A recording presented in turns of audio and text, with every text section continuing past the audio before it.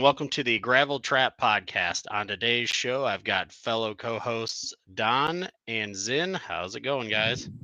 I hate being sick. No kidding. What Uh, do you mean? You sound fantastic. I don't know what you're talking about. I Yeah, mean, thanks. you don't sound as bad as you have in the past couple of days. No, you don't sound like a Sith Lord anymore. I never sound like a Sith Lord. Yeah, That'd be yeah, Jack. yeah. That's true. No, I just You're Mr. sounded like the Sniffles. guy that wanted to cough my head off my body. right. It's like my body's trying to die. My body is rejecting everything about it. It's like Yeah. an anorexic chick in high school. Right. So, all right. So, yeah. Well, I would ask how everybody's weekend was. That was my birthday weekend, so I spent it sick. That's a good birthday present. Hey, at least it was better than having back surgery. I had back surgery of mine years ago. Right. Yeah, I was supposed to be in Vegas, but had to cancel that trip because our friends we were supposed to go with, their work schedules changed and they couldn't go. So Bristol. Right. Uh, He's not saying no, but he's not saying yes. Just think, you can actually hug me in person, or choke me, or kill me. Right? how's Tennessee's laws on assault? Anybody know? Listen, I don't know. I didn't see nothing. If nobody so- reports it, then I'm kosher. So Right. have to get Ben and everybody on board with that. Yeah, I was telling you, say, hey, Dad, want to go for a hike in the woods? Okay. Yeah, Don, go up this mountain. You hear How- any screaming? It's just a mountain lion. Don't worry about it. Yeah. Yeah, so it's a mountain squirrel. It'll be like that fucking scene from was that Hot Rod where he's just constantly rolling down the hill. Uh, so anyway, well, can move or get right into the show here. Don't really have a whole lot of sim racing news, actually, really none at all. Other than Sales Zin, right now, right? yeah, Zin, you got a new peripheral that you're trying out. Yeah, I did. I turned around and like I said, it was my birthday this weekend. So Saturday, I was in the razor store that we have here in Austin, and I'd gone You in guys have there a because I was razor store there. yeah. Real? What the hell's it? I thought like shaving. No, No. razor, Oh. like your headset razor company, doofus. Well, you didn't say what type of razor. Good lord. It's Razor, the I company. mean, I The wasn't saying company that made your headset. I wasn't surprised that they were that the name of the store. I was surprised that they actually have their own store. Yeah, because usually Yeah, it's they've just with got Walmart or 3 or something. 4 of them across the country, I think. So, yeah, there's one. Ooh. Yeah, So kind of like Micro Centers, far and few between. yeah, I think even less so. So they've got one in San Jose, California, one in San Diego, one in Paramus, New Jersey, Austin, Seattle, Vegas, Garden City, New York. So there's one, couple of by you, Don. Hmm. It's one in Orlando, one in Miami as well. Anyway, get sidetracked. So anyway, so I'd gone in there because I was originally wanting to look at their desk chairs. I'm using an IKEA desk chair that I've had for 10, 15 years, and just kind of wanted to try stuff out. It's one of the few places you can go try out a gaming-esque type chair or whatever. But I saw over in the corner that they had a desk chair setup, and they had a set of Corsa Evo on a computer, and they were demonstrating this what they call the Freya. It's Freyja. Very ironically enough, IKEA sounding. So it's but it's a haptic pad. So think of it as kind of like their competitor to oh, what is it? Next Level Racing that had the HF8? The seat pad or Yeah, Next Yeah. Level Racing, they came out with the HF8 haptic pad. So yeah, so it's a seating pad. But coincidentally enough, last week they had worked closely with the developers of SimHub to get native integration into SimHub for the pad.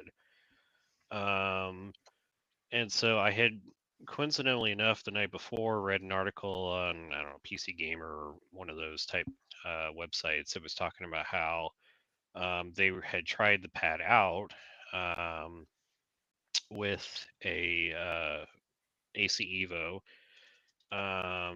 And basically they're like, this is the next level kind of um, the way of the future for haptics and sim racing and that sort of thing. So um, needless to say, my wife was awesome. She ended up getting it for me unbeknownst to me. And so I was able to install it. I've got a Track Racer GT Steed on the rig. And so one of the things they kind of don't tell you when you put a pad on the seat is it pushes you up and out from the seat because now you're sitting on something that's a couple inches taller than the actual pad that you've been sitting on for a while. So you got a booster Right. seat. Yeah, exactly. You get a booster seat. So I turn around and what I did was I took the back cushioning out of the seat because it's all just held in by Velcro. And I originally took the bottom out as well, but the problem is the bottom is shaped so that it, kind of gives tilt and support for your legs and your knees and stuff like that, like you would see in a proper race seat. Mhm. And without it, you just kind of sit pretty flat, like a no ass white chick. Um, and so I put the bottom seat back in. So I sit a little bit up closer to the steering wheel. My knees do and my legs, but I haven't had any hindrance with turning radius or anything of hitting my knees. Um, Took me a minute to figure out how the hell to even get it to work.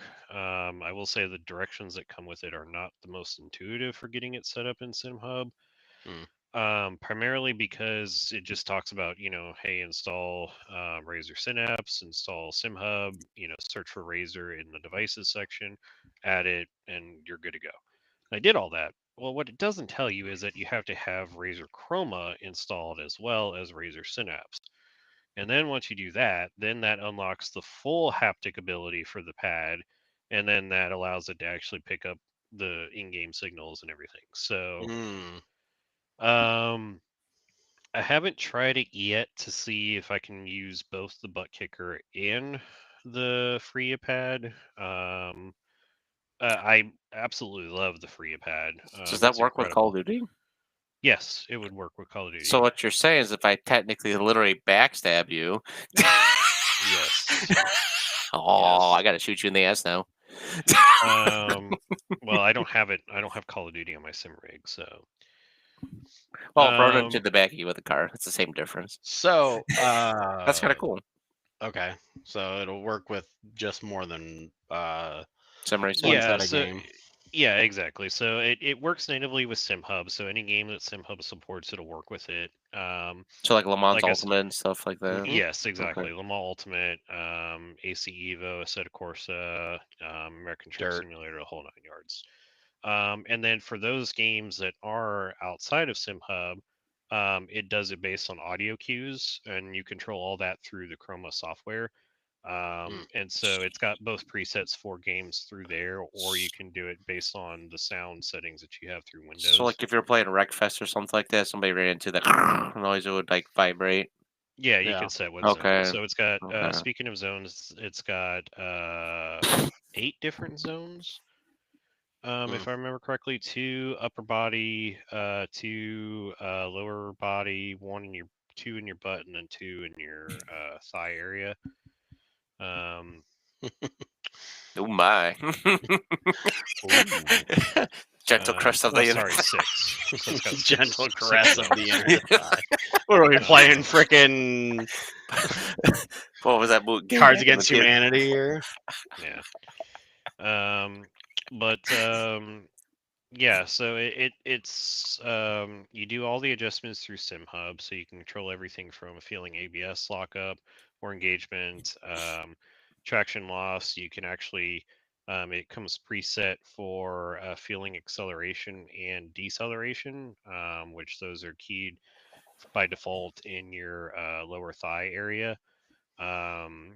So again, it's kind of trying to bridge the gap for what you what you can't experience by not being in a real car, but immensely comfortable. I had no problem sitting in it for several hours. It's uses a Wi-Fi receiver, but it can also run off of Bluetooth. So like you could, theoretically listen and have sensory feedback listening to movies or stuff if you were watching something on a device that had Bluetooth connection to it. Hmm. Well, that'd be kind of cool in a war movie. Yeah, exactly. But yeah, the only other gripe that I would have with it is it's got a LED light that illuminates the Razer logo at the very top of it. And when it's on for a minute, it gets warm to the touch. It doesn't get hot. It doesn't burn you or anything, but you definitely can notice it if you've been sitting back against it for many hours. And I don't know if the sensation that I feel in my back is just the hard rubber of the LED light or if it's the actual like warmth from the light itself. That's a comment that they've gotten from a lot of people, and Razer, reading Reddit and so forth, have said that they're working with their engineers to see if there's something that they can do about it, potentially have the option to turn it off in the software. So they're definitely receptive to the comments that they've gotten so far. I personally didn't notice a drop in immersion from how I had my butt kicker set up, which was underneath my seat. This I think I prefer a little bit more because it's direct contact, so it's a little bit more isolated versus just vibrating the entire rig. You kind of feel more side to side and front to back, if that makes sense. Because with SimHub, you can set it up to be either left or right, entire car, or four corners for what you want for the effect. So like if you just run over the rumble curb, excuse me. There goes along. If you, yeah, exactly. If you just run over the curb on the right side, you will only feel it on the right side versus with the butt kicker, you Just just feel like everything. the entire thing shake. So, Right. Well, with the um, butt kicker, in order to simulate that, you would literally have to get a double speaker set up for a left and a right. yeah, so I've toyed with the idea of potentially moving the butt kicker to be underneath the pedal tray now, to see if I can maybe do something with that, or just flat out get rid of it and go do some rumble motors on the back of the pedals. Get like the Symagic rumble motors and some 3D printed adapters or something like that. So Right. have something a little bit more isolated. So that to me is the biggest benefit of doing a butt kicker or the free pad, or I would presume even the HF8 type Okay. setup. But yeah, I mean, I know people talked about the HFA was uncomfortable. This is super duper comfortable. Like it's super plush, really comfortable to sit in. All the padding is fantastic. It's very supportive, especially when it's put into a um, cockpit style seat. It's meant to wrap around like a gaming type chair at your desk, but it adapts very well to, like I said, the Track Racer GT seat that I've got, and presumably anything that's like that, a fixed back, bucket seat type, it would fit very well. You can just feed the power cord out one of the belt holes on the side, plug it in, connects up wirelessly. You just need a USB port. I have it plugged into my motherboard. I haven't tried it in a USB hub, but presumably a USB hub would be just fine. And like I said, just make sure that you have both Synapse and Chroma installed instead of just Synapse, like it kind of infers when you first start it up. And then Interesting. from there, it just picks it up and goes. So, um, yeah, highly recommend it. How much is it then? $299. $299. Okay. So, Not the best, not the worst. no, I mean the HF8 is 179. Your butt kicker is That's what I was looking it up right now. Let's see. Butt Kicker Pro is $349.95. Yeah, and the The Gamer Plus is Plus, 280. 280. So you figure it's comparable in price to the Butt The Kicker higher Gamer one. Plus. Yeah. But you don't have to worry about figuring out how to mount this either to your seat and have to drill into your seat, or find an extra piece of profile to clamp this thing to, or pay for an additional 3D printed adapter or anything. I think now they're actually getting to the point where they include some sort of a post that attaches to your rig nowadays, but still.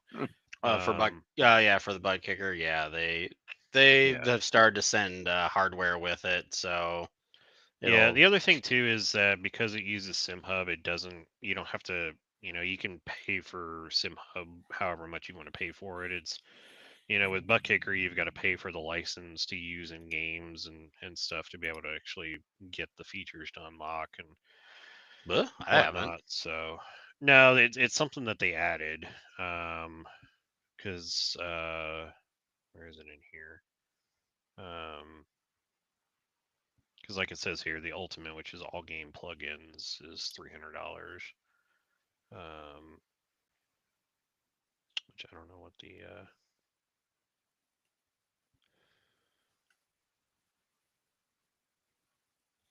anyway. Anywho's. Yeah.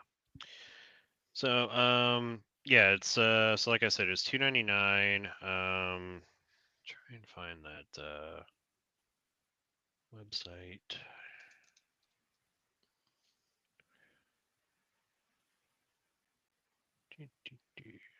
Yeah, it's PC Gamer. That's who did it.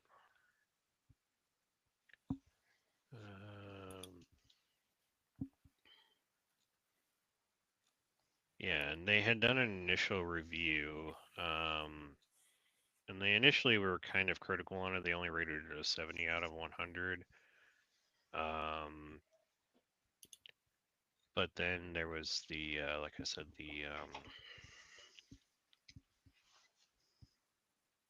there was a review that came out 2 weeks ago, but I only read it last week, that talked about the implementation of haptics of both the free seat pad and then also their Kraken V4 Pro headset, which has haptics in the ear cup of the headset, which for me I think would drive me nuts if I had haptics in my ear pad. Mm-hmm. Yeah. But yeah, I mean it's really freaking cool. Like you're just sitting in the pits and you feel the rumble, like really prominently, of just the car sitting at idle and whatnot. It's pretty damn cool. So I was just thinking if it works with WRC, that'd be kind of cool too with the dirt rally stuff. Yeah. Oh yeah, it'll work with WRC because you have Okay. SimHub. So That's why I was wondering if it worked with it or not. Yep. That's pretty cool. Yeah, you can even use it for like Truck Simulator and stuff like that. Ooh, it's even better than. Sorry, go ahead. Yeah, there's settings in SimHub too that'll work with flight sims. Like you can set the level of vibration for like touchdown and takeoff and stuff like that. So really, the part that sold me on it was the fact that they worked with the developers of SimHub to directly integrate it. Like it's not like a backdoor workaround solution to get it to detect it. Like it's literally shown as a device. It's got its own thing that shows up. You can control all the settings through it, whole 9 yards. Like you don't even have to touch the Razer software. You just have to have it open and running, and that's it. So Right. Yeah, I could see that would be kind of the only downside to it right now, is that you do have to have multiple other devices running in the background to run it. It'd be nice if it was a little more streamlined, but yeah, I mean, I didn't notice any sort of resource impact in iRacing when I was doing my testing over the weekend. So I mean, when we ran Monza for Porsche Cup and Apex on Sunday, I was running it and I had my usual, FPS jumping around, but I never had what I consider to be a drop in frames or anything like that Right. as a result of it. So it's been so long since I've used Razer software that I had to kind of reacclimate myself to what all the stuff is. So Right. but yeah, I'm very, very happy with it. Cool. So yeah, for anybody who's looking for some different solution for haptics feedback, yeah, give that a try. So, all right. Any other? I don't think we really have any other sim racing news to talk about this week. So, Excuse me. bless you. Blown up. So, with that being said, I guess we can just move straight on to motorsport news. So, Should get we right go out? into Ship what's show that? shout. What's to say not the copy TVC with the shit show Hall of Fame with freaking Xfinity car? Yeah. I mean, do we want to even talk about next gen or not next gen? Nope, Zin's dead. Zen died. Razor said, "We're coming for you." That's what they said. Yeah, too. No Cortex for you. I guess Riverside decided that I ceased to have internet for some reason. Oh, wow. Makes no sense to me, but okay. Somebody else dig up an internet again? I mean, clearly I still have internet, but Riverside thought I didn't for some reason. Anyway, yeah. Do we want to talk about the Xfinity race at all? It literally was an old NASCAR heat lobby. Just people just pile driving at the end to win. Yeah, That's about the only fun highlight. I mean, it's cool. Austin Hill It RCR's 100. genuinely looked like an iRacing lobby. Like it was just like, three laps caution, 4 laps caution, 7 laps caution. Like it was ridiculous how many. The only good thing about iRacing, you only got one attempt for a green white checker. This one. The hilarious part was I remember at some point, I forget how late they were in the race, but one of the announcers goes, "Oh, we're only on lap or caution number 6 or something like that, or caution number 7. Like we're running way like below average for average number of cautions." And here at announcer Martinsville." jinx. Yeah. And then literally like 2 laps later, caution, and then it was every other lap. It felt like there was a freaking caution. Yeah. And I think they ended up with 14 cautions or something like that. Yeah, something like that. Yeah, it was bad. It was crazy. Yeah. I don't know. Yeah, you can go listen to other people talk about the Xfinity race. Truck race was a little bad, but not near as bad. Yeah, Xfinity race. Sammy Smith drove out of his mind. And still says it was justified. That's the funny part when he said, "Yeah, I was right to do that." Sure. Yeah. Imagine doing that on the highway. See how many Well, things it sounds like he got given a good talking to, so hopefully he it did? sticks. Yeah. Good. Yeah. Idiot. Yeah. Junior said he was not happy with him. You can't just pile drive somebody. Especially poor L guy was an innocent victim and he died. Yeah. That's not just it's like 200 grand. That was like Sammy's justification was, so and so would have done it to me, and I'm like, he hasn't done that to you the entire race. Why? Nope. Right. Why do you automatically assume that that's how you? It's because the whole entire win and you're in thing. That's what makes stupid people do stupid things. I'm kind of like with Mark Martin, bored the whole year again. Right. Go back to the old point system. But be like his idol, Austin Dillon.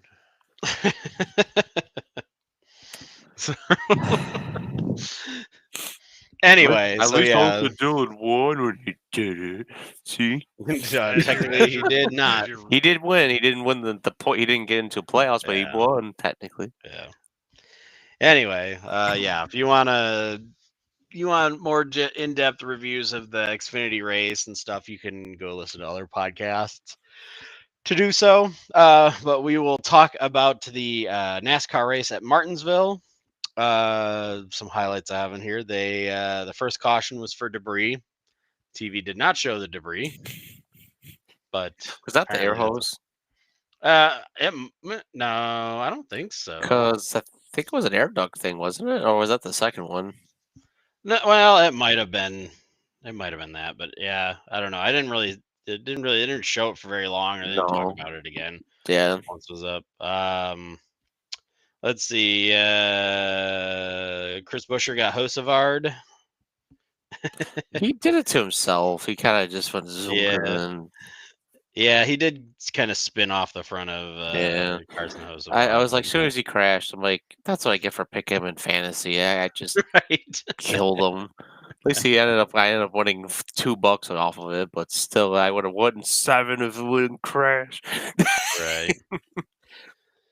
Let's see here. Bubba hit Josh Berry in the pits, and then Berry had to pit for a battery that had died. Apparently, that was completely not related. Mm-mm. The hit that Bubba had on Josh didn't knock any battery cables loose or anything. So they were literally having battery problems because later in the race, Cindric had same problem as well. So then they need to start loading up on more batteries next time. Yeah. If you can had to retire a car for no batteries left, it was a crazy Yeah. thing to hear. No, I don't think they were expecting to replace every single battery. At that point, this Twitter exchange between Blaney and Wallace is hilarious right now. Oh, well, they're both friends, so yeah. So Bubba tweeted out and said, "When Ryan Blaney makes your kid cry, you tweet about it. New Miami vlog out now. Link in bio." So Blaney quote tweets it and says, "Terrible context. Was crying when I received said kid. Fails to mention he and I were chilling on the way home from Miami. I believe he even called me daddy, but I ain't here to stir the pot." So then Bubba quote retweets that with 3 dead skull emojis, and the first comment underneath it said Beck's first words to Blaney were "da, the engine blew up again." To which Bubba then quoted quote tweeted that. I give you got dyslexia. I'm sorry, Zen. I got the dyslexia. But, Quoted. Which Bubba quote tweeted the crying priest emoji GIF thing. So, sorry, I was just browsing Twitter and I saw that and I had to share. All right, continuing on with the highlights. So Logano ended up taking stage 1 of the race. Let's see here. Stage 2, Burt Myers ended up losing power and stopping on track. Apparently, it was his first race in the Cup Series. So to be honest, I'd hardly even heard of him before that. So let's see here. Riley Herbst ended up getting spun by Cindric.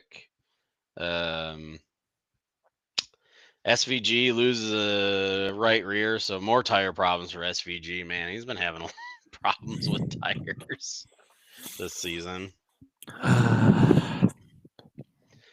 Let's see here. Then Ty Gibbs ends up getting spun by Tyler Reddick and also collected Zane Smith, which prompted Ty Gibbs to say to tell him to keep him.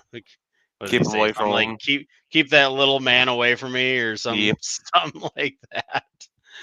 Which is quite hilarious because he sounds still like a kid on the radio. So it's like I'm gonna be real threatening. Let's see here. Buescher runs into Gregson and spins him out, and also cuts a tire. Let's see. Briscoe hit Logano and spun him. So, and then let's see here. Denny Hamlin ended up leading kind of the last last half of the race there, and came away with the win. So his first win in the season, first win in Martinsville in 10 years. I don't know. I liked it because it was an actual old-fashioned save your tires. If you burned them up, and you couldn't do anything. Right? Yeah, I liked it, but not everybody likes it because they like to crash. Not crashes, but banging and beating. And right. Yeah, that's my opinion on it too. Is that I thought it was a good race. Like I said, the the tires need a little bit more fall off. We're like The almost max. there Yeah. for the tires. I know we've talked about in the past that they're kind of at the limit of what they can do with the tires, other than like having a complete redesign or buying or making new equipment to build Just the go back tires to the differently. 5 lug nuts in the smaller width. Go back to Yeah. the old ones. I mean, you can do that with any Mhm. tire compound. It doesn't matter 5 lug nuts, 3 lug nuts, I 1 know. lug nut. I just keep hoping they do it. With all the tires falling off, I was kind of keep hoping maybe we should go back to 5 because you didn't see that often with 5. So, so yeah, like I said, I thought it was a good race. Like I said, we're really close to the tires just falling off a little bit more, so that way there's more tire conservation and more passing opportunities when it comes to that. So yeah, and then obviously post race, Eric Jones got DQ'd for not meeting minimum weight, so it was Oops. unfortunate for him. I don't know. Zen, you got any comments about the race? No, I mean, it was good to see Bubba have another strong finish in third. Toyota seemed pretty strong. I think tire choice was pretty good. Was a hell of a lot better to watch than the Xfinity race, which apparently NASCAR called the entire Xfinity field. Holler and read him the riot act, but yeah. I mean, I'm not. It was a couple weird things like the Wallace incident on pit road and the subsequent battery issue, but yeah, all in all, that was a pretty decent race. Right. So, all right. That's all I've got for on track stuff. So yeah, transition back into some off track news. Let's see here. It was this article by motorsport.com. It was announced today that Connor Zilisch is set to run the Coke 600 with the Red Bull sponsorship. So That's obviously he ran earlier this year at COTA, and unfortunately ended up finishing 37th after he got ran into his teammate. So it was that was so unfortunate for that. awkward and funny at the same time.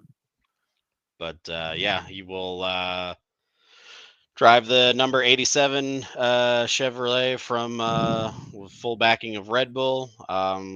Connor went on to say that it's awesome to have an opportunity to race one of NASCAR's coolest events.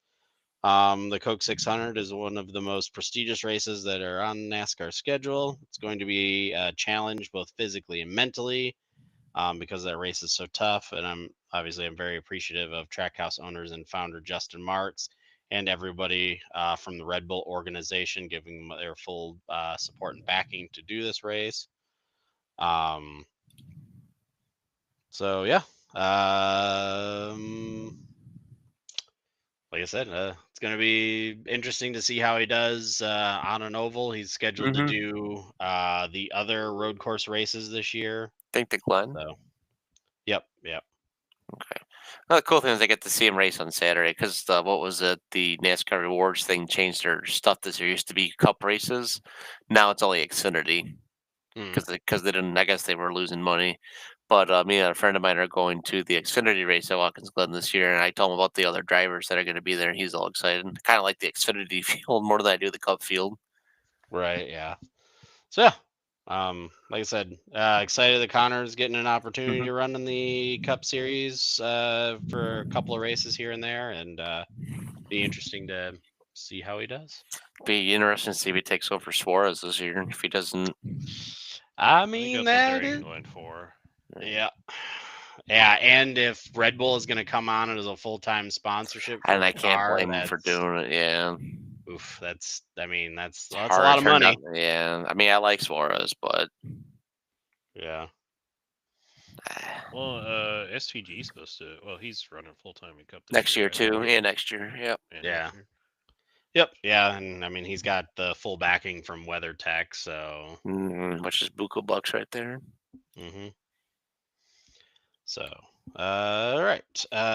Moving on to some more NASCAR news. It was also brought up articles from Racer.com, and this was yesterday. The Fontana redevelopment plans are currently on pause. So NASCAR has Never hit the could have pause seen that button. coming. Yeah, right. No kidding. So NASCAR has hit the pause button on its plans to build a short track on the grounds of the former Auto Club Speedway in Fontana. Project known as Next Gen California included a plan to build a half-mile short track. Only a few suites, grandstands, and pit road remain on the Speedway site, where the redevelopment began after NASCAR staged its last race there in February 2023. But work has been slow going, with NASCAR acknowledged the cost concerns about it, although it remains adamant the plan was to build a racetrack. This week on NASCAR's official podcast, Hauler Talk, NASCAR Steve Phelps, commissioner, uh, indicated that the status of the project remains uncertain. He said that market is an important market for us. He said, what the future of a particular facility is, I'm still unsure. Would like to build a new facility at Fontana. I would. It's would be a short track because we don't have the room for anything else, frankly. Um, so yeah. So they still plan to do short track someday. Bullshit. Yeah. Bullshit. Yeah. Well, Mhm. I That ain't mean, gonna happen. It's not I gonna mean, happen because even if they build it, all the industrial development that's now built up is gonna bitch and complain about the traffic and the noise and every other thing that's gonna come with a NASCAR race there. right. It ain't gonna happen. They're just playing the fucking talk game just to seem like they're interested, but land's too valuable to sell or too valuable to develop, so they're just going to end up selling it and keep playing this. Yeah, we're going to kick the can down the road, and we'd like to build out there, but yeah, after all these years, it ain't going to happen. Yeah. I mean, the continuation of this article said it would cost about 300 million to build that facility. Um, Yeah, those costs ain't going to go down. yeah. Mhm. Yeah. To me, So if they had any intent of actually building it, they would have been actually building it off of what's left while they were Yeah. tearing down and selling what was left behind it. right. I mean, you mean to tell me that they didn't make more than 300 million selling the land that they sold? Right. Yeah. They ain't building out there. No. No. I just don't. I just think they don't have a current buyer for what's there right now, because it would cost so much to tear down those suites Hmm. and stuff, to have a construction company come in to tear all that stuff down. That's why that part of the track still sits there. Which is sad to see, but Right. Yeah. I mean, the track wasn't good until like the last 3 years, but still. Well, and that was kind of car related, though. Yeah, because the for Gen 4 was not good there. But here's Well, the thing: it wasn't just NASCAR that ran there. It was fantastic for the IndyCar races. right. IndyCar. I mean, the track held many, many, many It was Daytona. car For car club events there. I mean, Yeah, the road course was used a lot for Mhm. D's and that sort of Was. yeah. Yeah, SCCA always had some sort of event going on there. For autocross, or just You know you what know though? But it is karmic justice though for trying to be Daytona and Ford versus Ferrari that it now Yep. gets destroyed. See? jeez, Pete. That's what happens when you do that. You don't use the real track.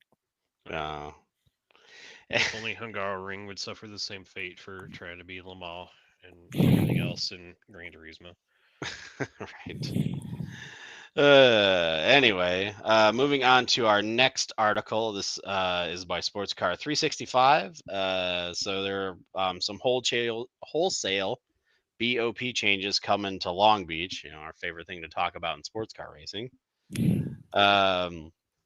So go on to say that IMSA has made a wholesale balance of performance changes to both GTP and GTD car classes ahead of next week's Grand Prix at Long Beach weekend. Confirmed in a technical bulletin on Thursday afternoon, the sanctioning body confirmed the weight, power, and energy configurations of the third round of the WeatherTech Sports Car Series Championship. Said all the GTP classes except the BMW N Hybrid will receive weight adjustments since last month's 12 hours of Sebring. With the Aston Martin Valkyrie getting a 10 kilogram brake, and both Porsche 963s and Cadillac B Series Rs getting 9 kilograms less weight.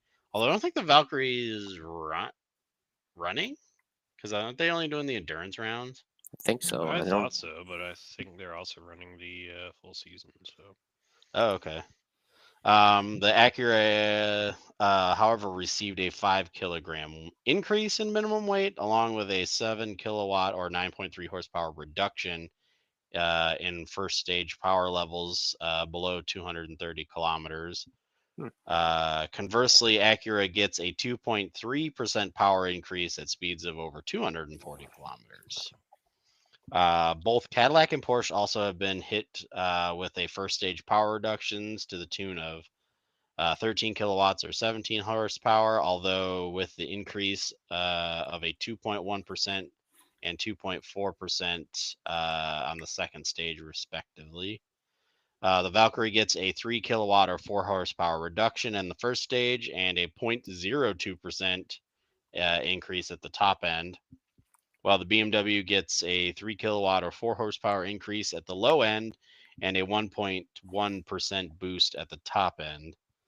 All 9 GTD class manufacturers have underwent adjustments in power and weight to its cars as well.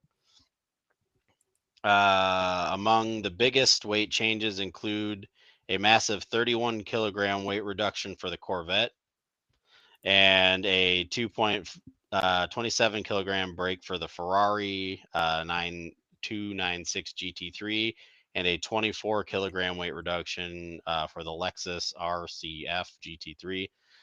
I don't know why we're giving weight reductions to that car.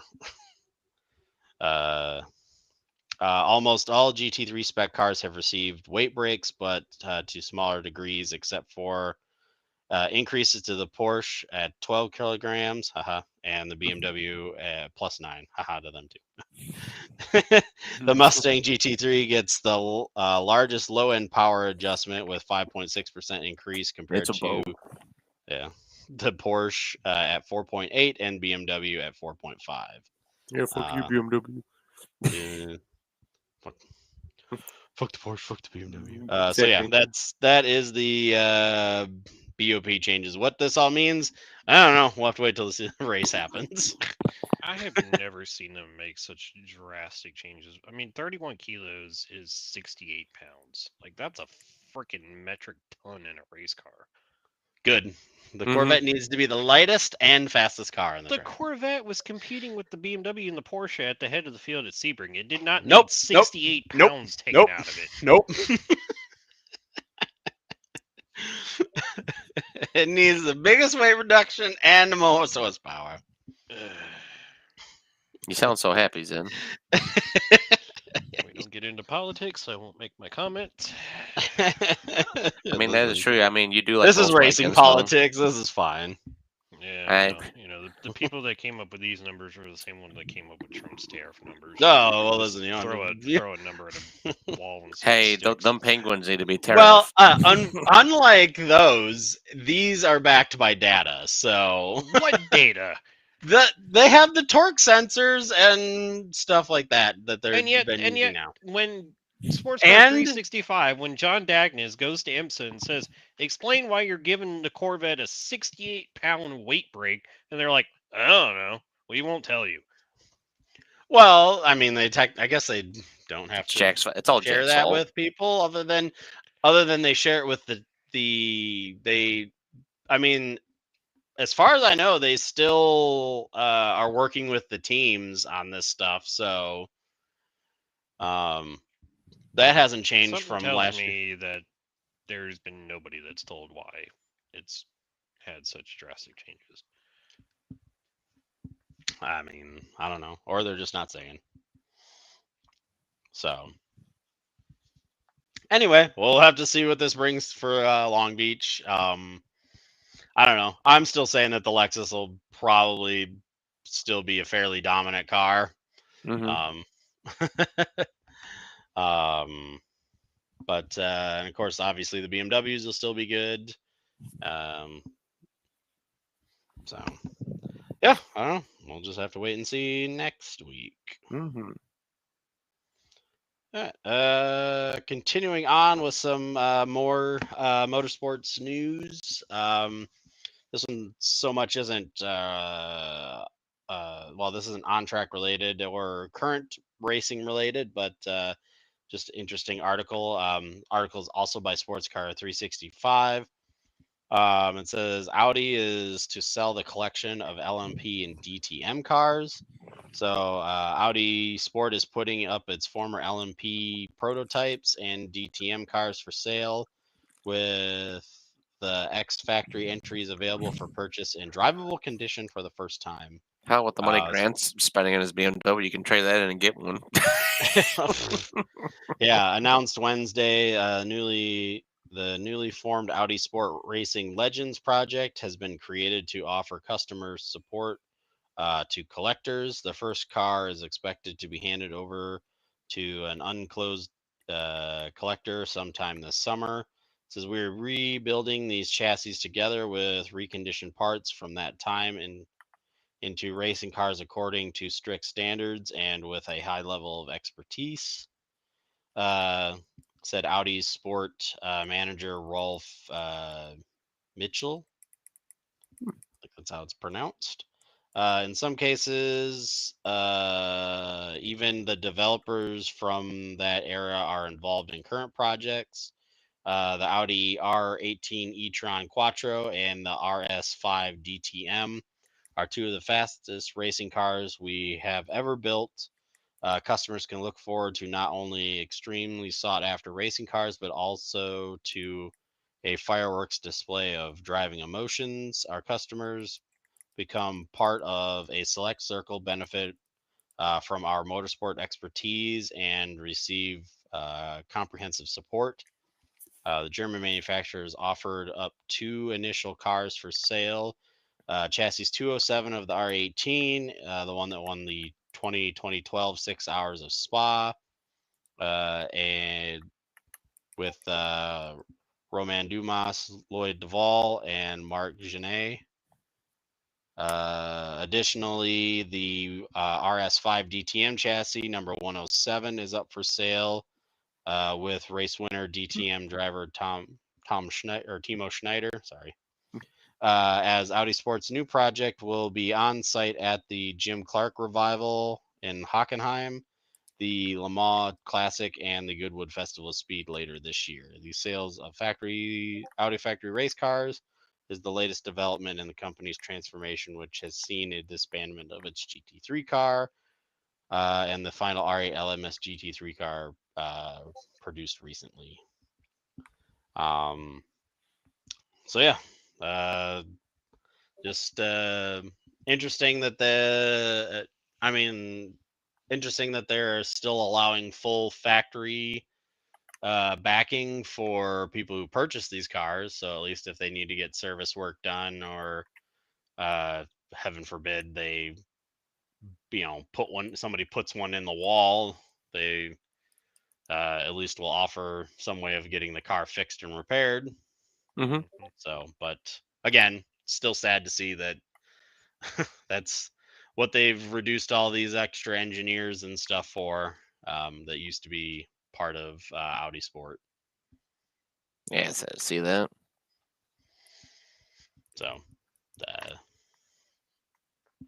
don't know. Got any thing to add about that article's in, or? Just a shame. It's the last remaining pillar of what used to be such a stalwart in sports cars that is being thrown away for useless F1 program that other manufacturers seem to have no problem doing dual efforts in both sports cars and F1. Everybody from Ferrari to McLaren's exploring it, Ford's doing it, whole 9 yards. So it's just stupid. Mm-hmm. So yeah, let's see here. That's kind of all I've got for motorsport news this Mhm. week. I don't know if there's any other Mm-hmm. articles. Yep. It was announced on yesterday that Adam Adelson had purchased Wright Motorsports. Mm. So Adelson is a driver for the team. The acquisition was actually finalized back in December, but it wasn't announced until Wednesday. Longtime team manager Bob Viglione will be the chief operating officer going forward. Former team owner John Wright will remain with the team, offering invaluable experience and guidance, according to a team statement. Under John Wright's leadership, the team has gone on to win various championships as well as marquee races like the Rolex 24 at Daytona and the Mobil 1 12 Hours of Sebring. Apparently, Adam had been wanting to start a race team of his own, and when he talked with John, they said that the timing couldn't have been better, as they had been looking to transition Wright Motorsports out from underneath John's control, so to speak. And so Adam, obviously being with the team for many seasons as a driver, was well ingrained with the team and understood the dynamic of the organization, and he intends to continue that dynamic going forward, as well as eyeing expansion. So John said, quote, "We were already close to a transition, whether I sold the team or pursued a different ownership model. Adam's vision, his passion for racing, and his ability to grow the team in ways I had always hoped made the decision easy. Him and Bob work incredibly well together. It felt like the right time and the right people to carry it forward." Adelson envisions expanding the team to areas such as streetcar development and custom race car design. He also wants to expand Porsche programs in IMSA, SRO, Carrera Cup, and more, while continuing to cultivate drivers and grow our customer ladder. So, is it? I imagine that it's not gonna be called Wright Motorsport anymore. I don't know. There's no mention about that per se.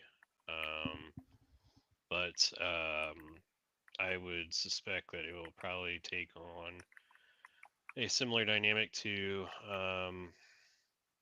how Kelly Moss is. So Kelly Moss is another premier Porsche team that has their fingers in a lot of different motorsports pies.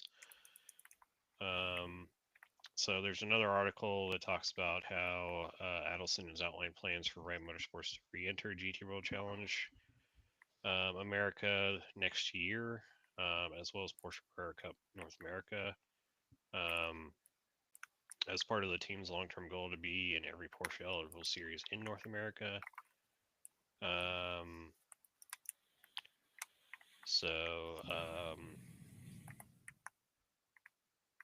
It says, as for 2026, Adelson sees the team competing in 2 additional series alongside a continued effort in IMSA. Includes a targeted return to GT World Challenge America, where he and longtime co-driver Elliott Skier won the 2024 Pro Class title with Wright Motorsports. Adelson and Skier head into next weekend's Grand Prix in Long Beach, currently third in the GTD standings, in what will be the first official race under new ownership structure. Yeah, doesn't talk about what the team will be called, but I suspect it will probably stay Wright Motorsports for now. Okay. So I say I know it's not major news, but I know Carl Edwards was actually sitting in a current generation car today or yesterday, just kind of seeing how it feels. That was kind of yeah, he's funny. supposed to be the Grand Marshal this weekend for Darlington. I Yeah. know Junior and Larson have both been trying to get him to drive the 5 car for the Yep. All-Star race, but as far as I know, he's still said Ha- no on Nah, that. I so hope he does just at least a lap or two. So, yeah. Go ahead. Carry on. Oh, so as far as I know, I think Still no, but yeah. So Justin Allgaier is probably going to be in that seat for testing it. Yeah. well, for the All-Star race. So Oh, that's right, because he can't make it because he'll be in. yeah, because Larson will be doing Indy 500 qualifying that day. I just hope Carl Edwards does just the All-Star race. That would be so cool. Right. Speaking of, they did show the liveries for Larson's IndyCar and Cup car for the double this year. Mm-hmm. Yeah, it looks pretty Nice. sweet. Yeah. Mhm. Last article I have, Ian Martinborough is back full time in racing for a full season for the first time since 2020. He's going to be in GT World Challenge Europe, powered by AWS Endurance Cup as part of HRT Ford Performance's Pro lineup. It will mark Martinborough's first GT World Challenge Europe appearance, not racing for Team RJN, as his previous 9 appearances in the series all came from the Bob Neville-led squad. Martinborough also made a series return with RJN last year, joining the squad's Pro-Am lineup in the 24 Hours of Spa, but this year will mark his first full season in any series since his final Super GT campaign with Nissan back in 2020. So he will be pairing with Ford Performance Factory driver Arjun Maini and Thomas Dureau in the number 64 Ford Mustang. HRT will also field a second Mustang, number 65, in the Silver Cup for David Schumacher, Finn Weibelhaus, and Romain Andriolo. Cars look sweet. It's blue and yellow scheme, but good to see him back in a full-time program. Yeah, it'll be interesting to see how he does in the Mustang platform. I mean, definitely has experience driving front-engine GT cars, so right, yeah. So he won't have to worry about flipping it Mhm. in Nordschleife. Maybe. Never say never. I mean, he could always run. He could always do Nürburgring. So yeah, Don, come on. You have to go flying at Fluke Bots. Yeah, send the car for him. The track needs to get hit by the nuke. Nope. That's why it's so rough. It's already been driven over by tanks. It needs to get hit by one again or ran over again. Don, you can be the nuke, but you have to show up and do the race with us. Oh. If you want Don to join us in the Nürburgring 24 and iRacing, send us your comments. Right. If we get 5 comments in support, he will do it. Yeah. So let's see here. One last article I found. Just do a little quick one. Article is also by Sports Car 365. Is that SRO Motorsports Group has released the 59 car entry list for next week's 6 hours challenge at Paul Ricard. So it's comprised of 18 cars in pro category, 8 Gold Cup entries, 17 and 18 cars in silvers and bronze, respectively. Let's see here.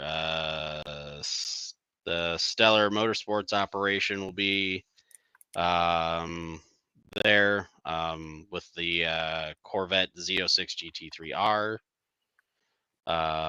Let's see here. Who else? Herberth Motorsports and the 92 Porsche will also be there. The sister number 91 car is also in there.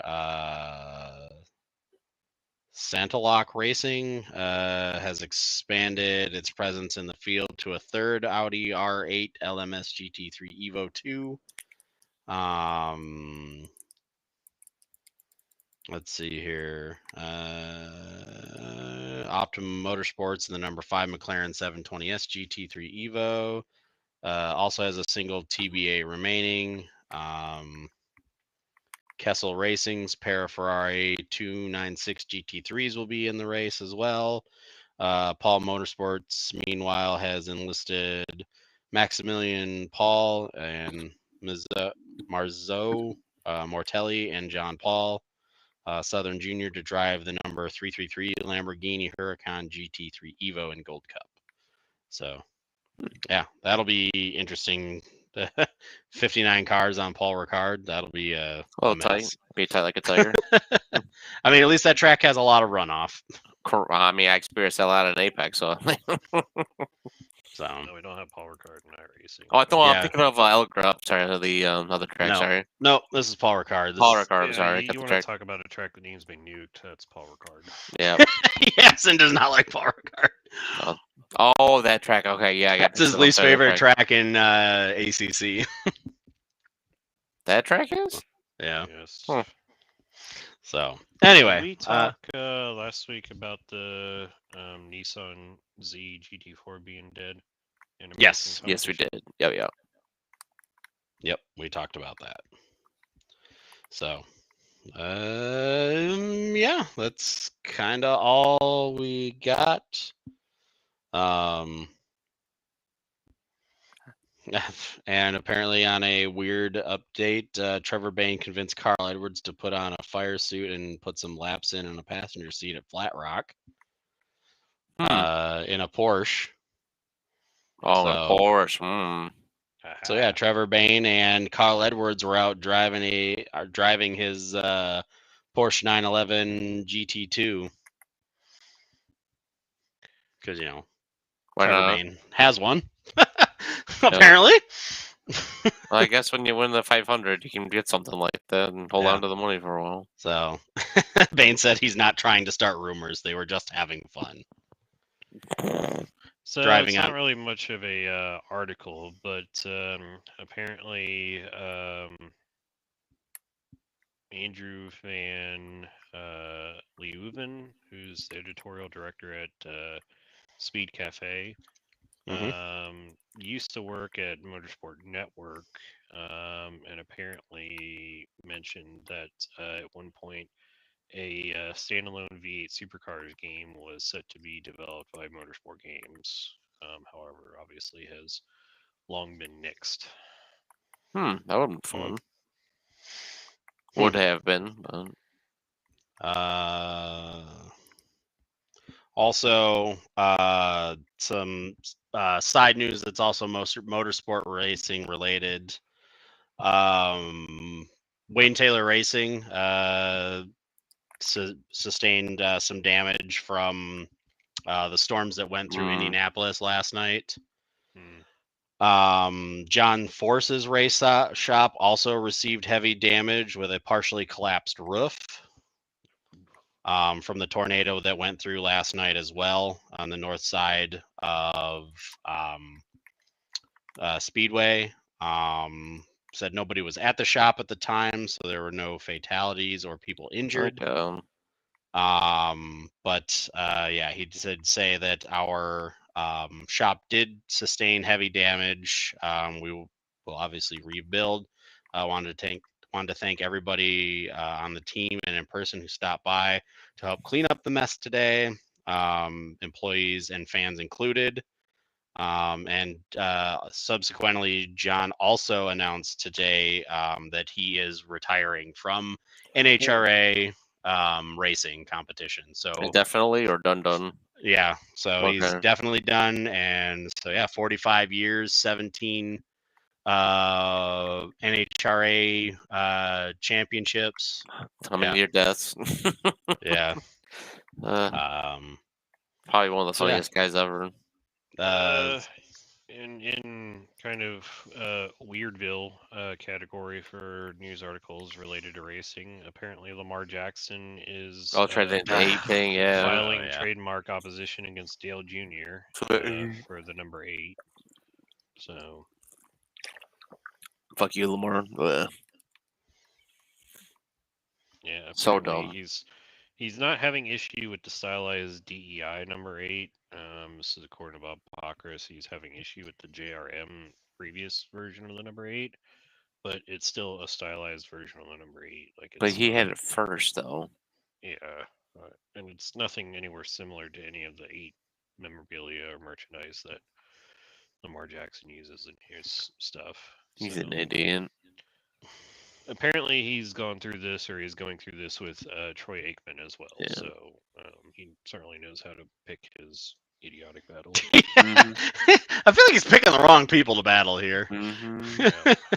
I don't really hear any bad things about Troy Aikman. Mm-mm. I Well, don't- he sounds like he's hammered on the broadcast all the time. Well, but other- you know, I mean, but like generally, I mean, nobody's had any like bad things to say about Troy Aikman, and I mean, Dale Earnhardt Jr. and he's generally a well-liked guy in many sport and racing communities and social media. So kind of picking your wrong battles here. Mhm. So yeah, with that, I think that's pretty much it. So yeah, we'll be back next week. NASCAR's at Darlington this weekend. Formula One is back this weekend in Japan. So we'll see how Sonoda does in the Red Bull seat, the Yeah, primary yeah. car. Literally, it was like a 2-game demo for the other one, or 2-race demo. Oh yeah, yeah. Liam Lawson's trial membership has expired. Yep, you're done. Time to pay up. So yeah, we'll see how that is. We're still a week away from the Long Beach Grand Prix, so we won't be talking about that. Although obviously, if there's more BOP changes from IMSA leading up to it, or any sort of interesting news articles from IndyCar leading up to Long Beach, we'll probably cover them next week. Yeah, that's pretty much all I got. So we talk to everybody next week. So Sounds good. see you later. Bye. Bye.